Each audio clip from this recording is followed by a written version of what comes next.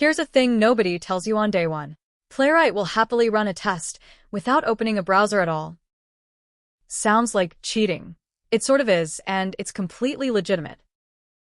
3 things today. Why a test with no browser finishes in half a second. What that unlocks for the boring setup nobody enjoys writing. And the one moment you should absolutely still open the browser, because skipping it there would be a mistake. So, Playwright, with the stage lights off entirely. So you want to know what language some repository is written in. Down the browser route.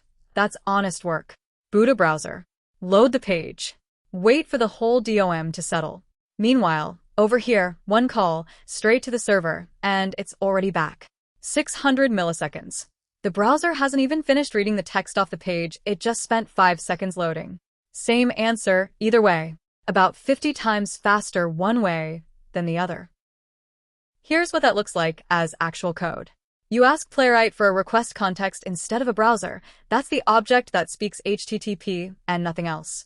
Give it a base URL so you're not retyping the host in every test. Then get, post, put, delete, whatever you need. And notice the assertion at the bottom is a plain Python assert. No expect, no waiting. There's no DOM to wait for.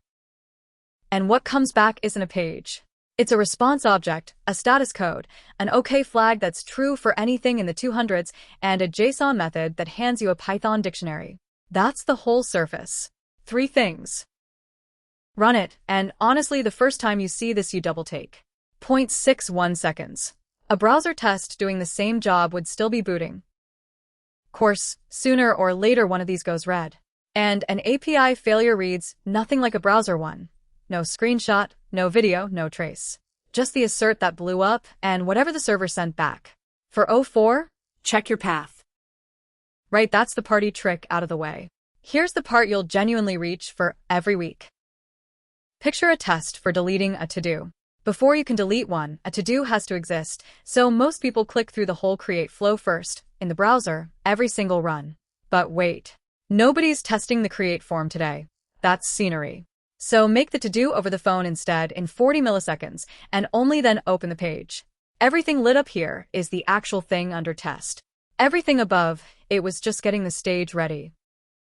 In code the split is obvious once you've seen it. Top half, the phone call, post a to-do, grab the ID it hands back. That's your setup and it never flakes, because there's no form and no clicking. Bottom half, the browser opens and does exactly one job. Find that row, delete it, check it's gone. And here's the bit I find genuinely satisfying. Watch the page. That to-do was never typed into anything. It arrived over the phone, 40 milliseconds before the browser even opened. But there it is on the list, exactly as if somebody had sat there and created it. The app can't tell the difference. Why would it? A row is a row. Quick one. You're testing that an admin can ban a user, and the test needs 5 users to already exist. What's the best setup? Have a think. Ready? It's B. The sign-up form isn't what you're testing today. It's scenery. One question comes up every single time, so let's get ahead of it. What if the API needs you logged in? Almost all of them do. Well, remember that auth JSON file from last episode? The request context takes it too. Same file, same trick. Or maybe your API wants a bearer token and a header instead. There's a keyword for exactly that. Extra HTTP headers.